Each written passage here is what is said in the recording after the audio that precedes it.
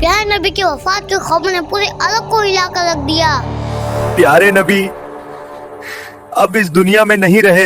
और इस एक लफ्ज ने दिलों को चीर कर रख दिया। या अल्लाह, ये खबर सुनकर मेरा दिल फट रहा है।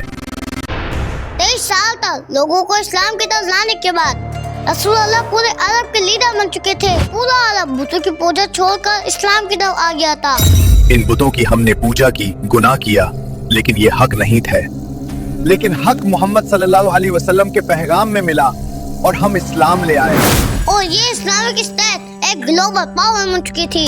लेकिन इसका मतलब ये भी था कि मोहम्मद सल्लल्लाहु अलैहि वसल्लम की जिंदगी का मिशन कंप्लीट होने वाला है। अरब को पूरी पावर के साथ फतह करने के बाद ये खबर पूरी दुनिया में फैल गई कि अरब में एक नबी आए हैं जिन्होंने पहली बार पूरे अरब को एक अल्लाह के नाम पर यूनाइट कर लिया है। लोग दूर दूर से मदीना आकर आप सल्लल्लाहु अलैहि वसल्लम को देखने और इस्लाम को समझने लगे।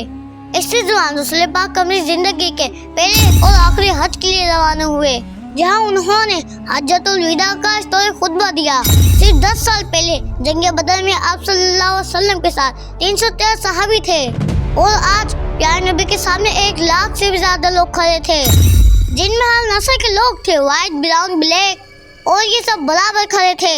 और यहाँ रसूल अल्लाह ने दुनिया में पहली बार नस्ल परस्ती को खत्म करने का ऐलान किया कि अब किसी गोरे को किसी काले पर, किसी अरबी को किसी अजमी पर और किसी अमीर को किसी गरीब पर कोई बलदाई नहीं होगी। और यहाँ औरतों के हकूक को भी बात की गई कि औरतें तुम्हारे पास अल्लाह की अमानत हैं, तुम पे लाजिम है कि इनके साथ भलाई का सलूक करो, इनके खाने पीने और लिबास का ख्याल रखो और इन पर जुल्म ना करो। आप सल्लल्लाहु अलैहि वसल्लम ने ये भी फरमाया कि जैसे औरतों पर तुम्हारे हकूक हैं, वैसे ही औरतों के तुम पर भी हकूक हैं। और इन बातों में से आज कुछ यूं चादर में भी शामिल है। खुतबे के आखिर में तमाम लोगों ने इस बात की गवाही दी कि नबी पाक ने दुनिया के आखिरी नबी होने का हक अदा कर दिया। हज के बाद रसूल अल्लाह मदीने की तरफ रवाना हुए और रास्ते में खुदीर खून पर आप सल्लल्लाहु अलैहि वसल्लम ने हजारों मुसलमान के सामने एक इस्लामी खुतबा सुनाया, जिसका सबसे मशहूर कौल ये था कि जिसका मैं मौला उसका अली मौला। इससे पहले जंग तबूक के वक्त भी रसूल पाक हजरत अली को मदीने का लीडर बनाकर ही मदीने छोड़ गए थे। और फिर फरमाए अली की निस्बत मेरे साथ ऐसी है जैसे हारून अलैहिस्सलाम के मूसा अलैहिस्सलाम के साथ थी। और फिर फरमाया कि मेरे बाद कोई नबी नहीं आएगा। मदीना आकर प्यारे नबी ने रोमन एम्पायर के खिलाफ फौज तैयार की ताकि जंग मुता में शहीद होने वाले मुसलमानों को बदला लिया जा सके। और इस फौज का लीडर बनाया गया उसामा बिन जैद को, जो जैद बिन हारिसा के बेटे थे। और जैद बिन हारिसा जंग मुता में शहीद हुए थे। लेकिन फिर अचानक रसूल पाक की बीमारी शुरू हो गई, जो दिन ब दिन बढ़ती गई और ये फौज आगे नहीं बढ़ सकी। शदीद बीमारी के बावजूद रसूल पाक मस्जिद नबवी में नमाज की इमामत करते रहे, लेकिन आखिरी दिनों में इतने कमजोर हो गए कि नमाज भी नहीं पढ़ा सके। इस वक्त आप सल्लल्लाहु अलैहि वसल्लम ने हजरत अबू बकर को नमाज पढ़ाने का हुक्म दिया और अपने आखिरी दिनों में रसूल अल्लाह हजरत आयशा के हुजरे में रहते, जो मस्जिद नबवी के बिल्कुल साथ था। फिर एक दिन हजरत आयशा के हुजरे में यह खबर फैली कि रसूल पाक इस दुनिया से रहलत फरमा चुके हैं। मदीना के लोग हैरान थे कि ये कैसे पॉसिबल है, क्योंकि इस वक्त आप सल्लल्लाहु अलैहि वसल्लम की एज 63 साल थी। मदीने में हर तरफ रोने की आवाजें गूंजने लगी। लोग यकीन नहीं कर पा रहे थे कि रसूल पाक रहलत फरमा चुके हैं। और यही मंजर देखकर हजरत उमर खुद पर काबू नहीं रख सके। उन्होंने तलवार निकाली और कहा, जो भी ये कहेगा कि रसूल अल्लाह जिंदा नहीं, मैं उसका सर कलम कर दूंगा। वो अल्लाह से मिलने के लिए गए हैं और कुछ दिनों में वापस आ जाएंगे। और वो इसलिए कह रहे थे कि रसूल पाक हमेशा से इस बात को कहते थे कि हम रोमन और पर्शियन एम्पायर को फतह करेंगे। तो फिर ये सब किए बगैर वो दुनिया से कैसे चले गए? इस वक्त हजरत उमर ये नहीं जानते थे कि ये सारे इलाके अल्लाह इन्हीं के हाथों से फतह करवाएगा। हजरत अबू बकर हजरत आयशा के हुजरे से बाहर निकले, मिंबर पर चले और फरमाया, ऐ मुसलमानों, जो मोहम्मद की इबादत करता था वो जान ले कि मोहम्मद वफात पा चुके हैं। और तुम में से जो अल्लाह की इबादत करता है वो जान ले कि अल्लाह जिंदा है और इसे कभी भी मौत नहीं आएगी। जिसके बाद उन्होंने कुरान के वो आयत तिलावत फरमाई जो जंग उहद के दौरान नाजिल हुई थी, जब जंग उहद में मुसलमान बिल्कुल सख्त वक्त से गुजर रहे थे। तो दुश्मनों ने मसद बिन उमैर को शहीद कर दिया था। जिसके बाद जंग के दौरान ही मुसलमानों में ये अफवाह फैल गई कि रसूल अल्लाह शहीद कर दिए गए हैं, क्योंकि मसद बिन उमैर की शक्ल रसूल अल्लाह से बिल्कुल मिलती जुलती थी। ये जंग हिज्रत के सिर्फ 3 साल बाद हुई थी और इन 3 सालों में मुसलमान प्यारे नबी से बहुत प्यार करने लगे थे और आपकी शहादत की खबर सुनते ही मुसलमान का हौसला टूट गया।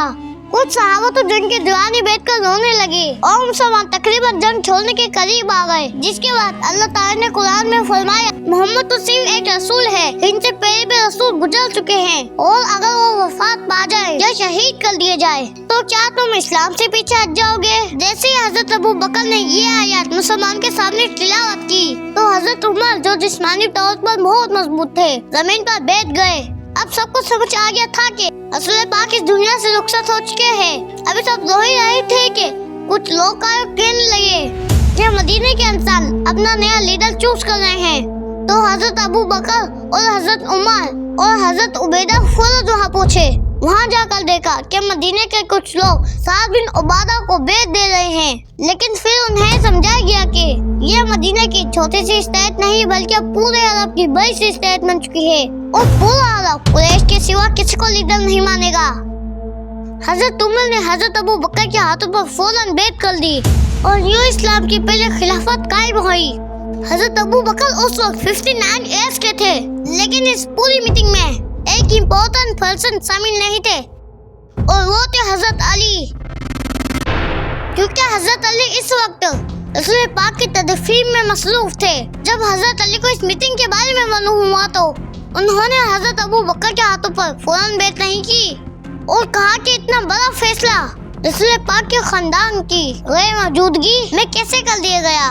और कुछ ही दिन बाद हजरत अली ने सब मुसलमानों के सामने हजरत अबू बकर के हाथों पर बैत की और इसके बाद खिलाफत को संभालने और आगे बढ़ाने के लिए अहम किरदार अदा किया। खलीफा बनने के बाद अगले ही दिन हजरत अबू बकर अपने कपड़ों की दुकान पर आ गए। साहब ने पूछा कि आप यहाँ क्या कर रहे हैं? तो उन्होंने जवाब दिया, अगर मैं काम नहीं करूँगा तो अपने घर वालों को कैसे खिलाऊंगा? जिस पर मुसलमानों ने कहा कि हम आपकी एक सैलरी फिक्स कर देते हैं। तो हजरत अबू बकर ने फरमाया, तो मेरी सैलरी एक मजदूर के बराबर कर दी जाए। सहाबा ने कहा कि मजदूर की सैलरी तो बहुत कम है। तो हजरत अबू बकर ने फरमाया, तो फिर मजदूर की सैलरी बढ़ा दी जाए। और इन्हीं असूलों पर इस्लाम के पहले खिलाफत राशिदा का आगाज हुआ। खलीफा बनते ही हजरत अबू बकर ने सबसे पहले वही फौज रवाना की जो रसूल अल्लाह की बीमारी की वजह से रुक गई थी और बाकी सारे काम भी उसी तरह जारी रखे जैसे पहले हुआ करते थे। लेकिन ये कोई आसान काम नहीं था, क्योंकि मुसलमान में बहुत मुनाफिक थे जो पहले से इसलिए चुप रहते थे कि रसूल पाक तो अल्लाह के रसूल हैं और जिब्राइल अलैहिस्सलाम इन्हें सारी बात बता देते थे। लेकिन हम लोगों में ये कॉन्फिडेंस आ गया था कि रसूल अल्लाह इस दुनिया में नहीं है तो हम ज़कात भी नहीं देंगे, क्योंकि मुनाफिक के लिए अपने माल में से अल्लाह के रास्ते में देना बहुत मुश्किल होता है। और सिर्फ यही नहीं बल्कि कुछ लोगों ने रसूल अल्लाह की अजीम कामयाबी देखकर उसकी नकल करने की कोशिश की और नबूवत का झूठा दावा कर दिया, जिनमें से एक का नाम था मुसैलमा कज़्ज़ाब। मैंने आखिरी नबी होने का दावा किया था। नेक्स्ट वीडियो मेरा अंजाम जरूर देखें। यही है नेक्स्ट वीडियो, सब्सक्राइब।